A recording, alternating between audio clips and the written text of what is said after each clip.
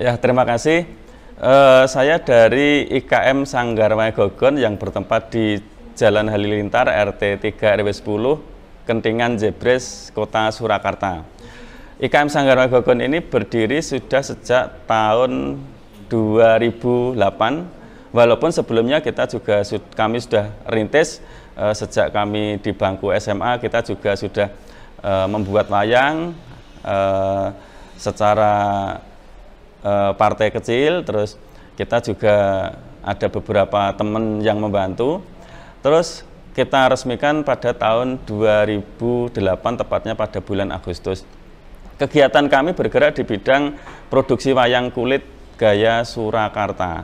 Itu kami membuat wayang kulit untuk seni pertunjukan, terutama untuk gaya Surakarta, dan tidak menutup kemungkinan untuk souvenir-souvenir yang berasal dari kulit, terutama untuk cindramata dan lain sebagainya.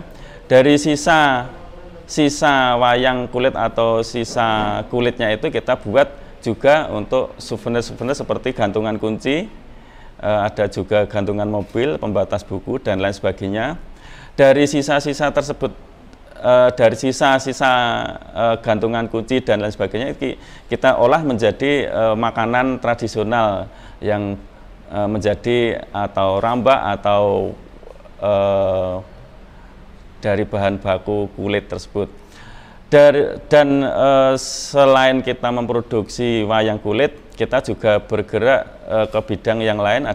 Ada juga pelatihan-pelatihan, diantaranya pelatihan pembuatan wayang kulit, pelatihan pedalangan, pelatihan karawitan, dan tari. Itu kami bertujuan agar supaya regenerasi pecinta wayang kulit ini terus berkembang di negara kita, khususnya di Indonesia, terutama di kota Solo ini.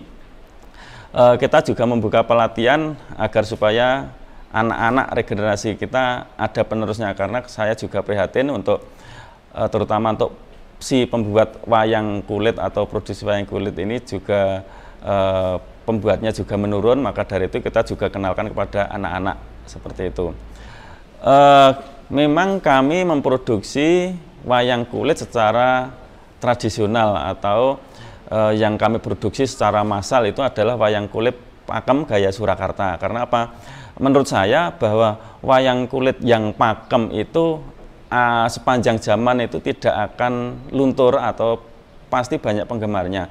Lah, kami juga tidak menutup kemungkinan untuk menarik perhatian generasi muda, terutama pada anak-anak.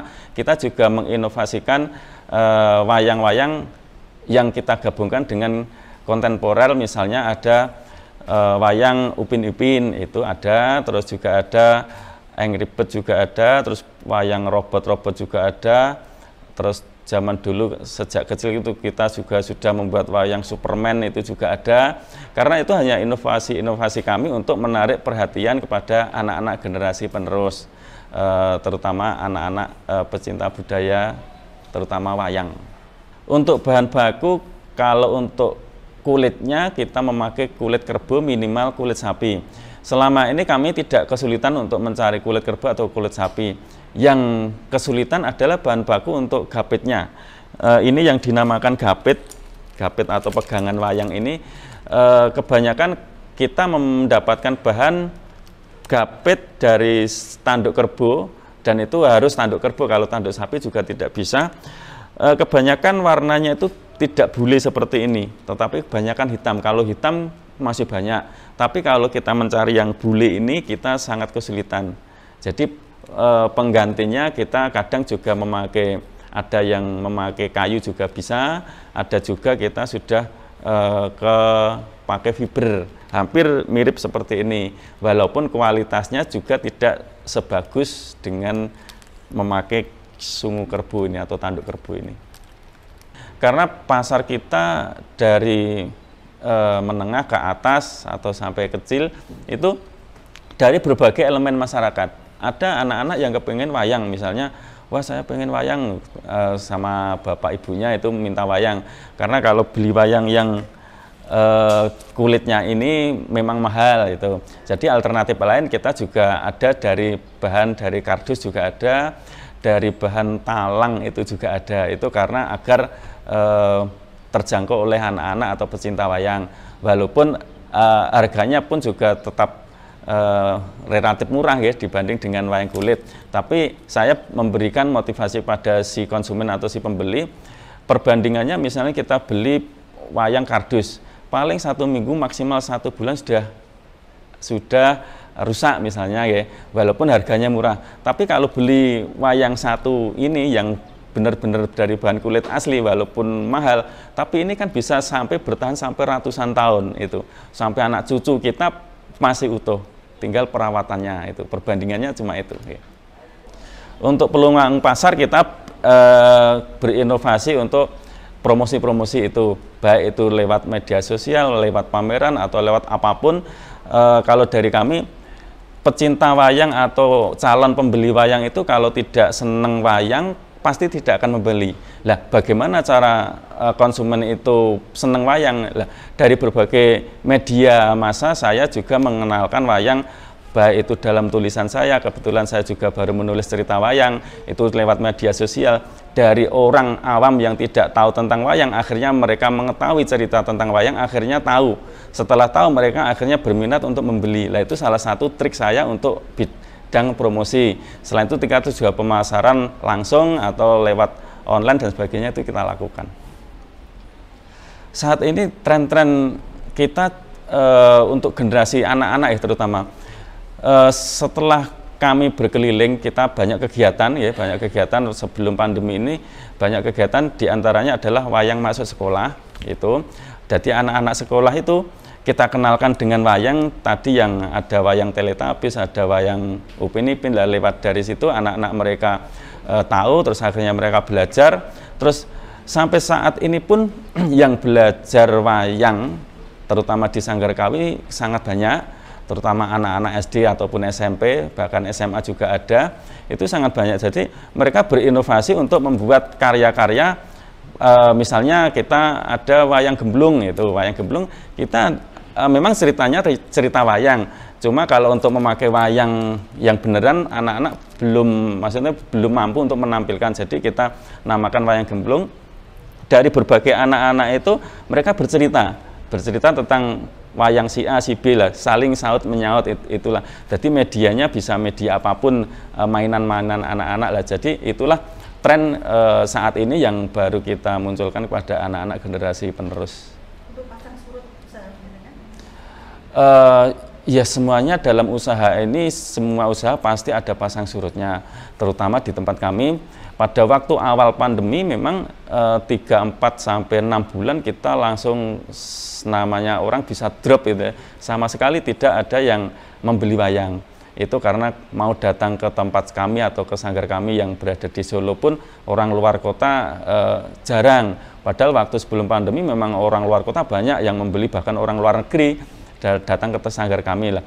Dari masa itulah kami memuncul inovasi-inovasi apa yang dibutuhkan masyarakat sekarang ini. Akhirnya juga tersirat dulu waktu itu pas pada saat pandemi kita membuat masker dalam lukisan wayang.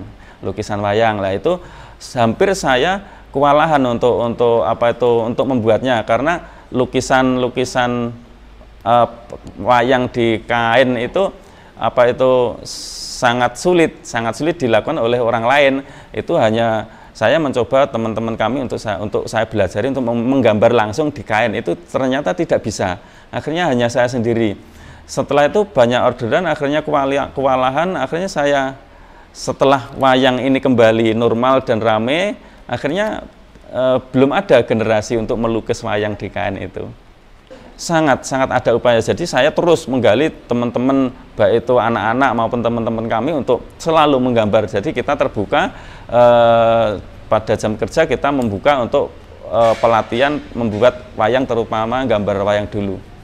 Kami kalau untuk kedisiplinan tentang ketenaga kerjaan sangat disiplin, dan kita kesepakatan bahwa masuk kerja itu juga sudah kita atur. Terus ada pesanan itu harus tertulis, misalnya pesanan si A dari kota ini, terus harus deadline-nya harus jadi tanggal sekian, itu tetap ada penulisannya, dan harus teman-teman harus tepat waktu dalam pengerjaannya. Jadi untuk pembuatan misalnya kita mendapat pesanan wayang 1 kotak. Estimasi waktu kita maksimal 2 bulan ya. Lah, jadi ada rancangan pekerjaan kami adalah 1 minggu dalam bulan pertama harus selesai nyorek atau menggambar itu dalam waktu itu, terus di minggu kedua harus setengah selesai dalam menatahnya, terus di minggu ketiga harus selesai dalam nyunggingnya, terus di minggu terakhir itu tinggal finishing lah. Itu dalam waktu 1 bulan kita tetap komitmen seperti itulah. Masih ada waktu 1 bulan lagi, itu tinggal sisa-sisanya yang belum selesai itu. Karena teman-teman kita juga kita bagi, tidak semuanya orang yang natah terus bisa nyungging, itu enggak. Jadi pekerjaannya sendiri. Untuk pekerjaan pengolahan wayang, pengolahan kulitnya itu juga ada sendiri. Terus untuk nyoreknya itu, kalau desain nyorek itu memang saya sendiri. Terus ada penatah-penatahnya sendiri, terus ada yang mewarna atau menyungging itu juga sendiri. Terus nanti langsung ke finishing, jadi saya tangani sendiri. Jadi untuk desain sama finishing saya tangani sendiri, karena itu untuk menjaga kualitas atau ikon di Sanggar Wagogon ini. Dari berbagai corak wayang, misalnya salah satu contohnya pewarnaan atau sunggingan. Sunggingan ini ada beberapa gaya, ada di gaya Klatenan juga ada, Sragenan juga ada, Wonogiri juga ada, dan lain sebagainya, di daerah-daerah juga ada. Lah, kami mempertahankan bahwa Sanggar Wagogon ini tetap punya ciri khas sendiri untuk di kota Solonya sendiri. Jadi kita sudah punya ciri khas, misalnya dari merahnya itu harus bagaimana, dari hijaunya bagaimana. Jadi teman-teman sudah saya, walaupun tidak sama tapi minimal mendekati seperti itu. Warna khusus untuk wayang ini tidak akan pernah luntur. Misalnya ini kan kita membuat campuran sendiri, jadi tidak bisa untuk membeli barang jadi di toko, nggak ada, kita campur. Jadi belinya ada beberapa bahan, terus kita campurkan sendiri. Terus pewarnaannya ini kita juga olah sendiri, kita campur sendiri. Terus finishingnya ini kita campur sendiri. Jadi misalnya ini kena air, walaupun maksudnya tidak digurjuk ya, tapi kena air ditetesi ini airnya akan hilang sendiri, maksudnya tidak merembes kepada kulitnya, itu enggak. Pembukuan kami sangat disiplin, jadi pembukuan kami juga ada sekretarisnya sendiri. Jadi entah itu pengeluaran, pemasukan dalam bentuk barang atau dalam bentuk keuangan, kita tetap tertata dengan rapi. Dan setiap akhir bulan sekali kita kumpul, kita kita briefing sama teman-teman secara bersamaan. Kalau yang utama yang ada di sini sama di Sanggar itu sekitar ada 10 tenaga kerja. Cuma kalau yang di lapangan, pengerjaan wayang ini kan tidak bisa 1 hari 2 hari selesai. Jadi banyak teman-teman yang dibawa pulang. Maksudnya untuk penatahnya, untuk penyunggingnya juga ada yang dibawa pulang dan dikerjakan di rumah masing-masing. Kalau yang dibawa pulang atau tenaga kerja yang ada di rumah masing-masing lumayan banyak, sekitar yang 40-50 orang. Jadi makanya saya membuat wayang kulit dalam waktu 2 bulan kita bisa mencapai 1 kotak. Dan 1 kotak itu isinya 200 wayang. Kalau untuk yang ada di sini kita memang bulanan, jadi kita ada uang akomodasi transportasi itu sudah baku, terus nanti plus tambahan mereka mengerjakan misalnya wayang Gathotkaca, selesai dalam waktu 1 bulan mendapatkan wayang 10 wayang lah, 10 wayang itu saya bayar lagi selain wayang transport tadi. Terus kalau yang ada di rumah masing-masing tetap burungan, jadi misalnya wayang jadinya berapa dalam 1 minggu atau 1 bulan, itulah yang saya bayar. Bahkan teman-teman bisa lebih, tergantung orangnya sendiri ya, tergantung orangnya sendiri. Kebetulan kami juga salah satu pengurus di RW kami, kita masuk di bidang seni dan budaya itu. Terus dari kegiatan-kegiatan kampung, setiap ada kegiatan event atau kesenian pasti kami dilibatkan. Misalnya kita ada pergerakan-pergerakan untuk mengisi kegiatan berkaitan dengan seni, kita tetap memakai wayang dan gamelan untuk sekaligus untuk promosi kepada masyarakat. Dan yang mengikuti kegiatan-kegiatan kami juga banyak di masyarakat atau pesertanya yang memainkan pun juga dari warga kami sendiri. Trik kami adalah, ini saya bicara sebelum pandemi. Kalau sebelum pandemi kami tetap mengikuti kegiatan-kegiatan pameran yang berkaitan dengan dunia wayang atau dunia pedalangan. Kadang kita juga di Jakarta hampir 1 tahun hampir 5 kali itu sering, di Surabaya terus sama di Bali itu kita sering pameran di situ. Selain itu kita juga promosi-promosi lewat online itu. Harapan kami khususnya dari IKM Sanggar Wagogon, karena anggota kami banyak, selain kita diproduksi, anggota kita juga banyak, terus dipertunjukkan juga banyak. Saya harapkan paling tidak pandemi ini segera berlalu dan kegiatan-kegiatan kemasyarakatan, kegiatan sosial, kegiatan seni dan budaya supaya dibuka kembali untuk masyarakat, karena pemasaran kami hanya lewat itu. Jadi kita mengadakan kegiatan seni dan budaya, terus mereka berminat untuk membeli wayang, disitulah terjadi transaksi kepada kami seperti itu. Harapan-harapan kami seperti itu. Terima kasih saya ucapkan kepada Dinas Tenaga Kerja dan Perindustrian yang membimbing IKM Sanggar Wagogon ini sampai dari 0 sampai sekarang kita dibimbing oleh Dinas Tenaga Kerja dan Perindustrian di Kota Surakarta, dan terutama kami juga mengucapkan terima kasih untuk pemerintah Kota Surakarta dan umumnya di negara Republik Indonesia ini.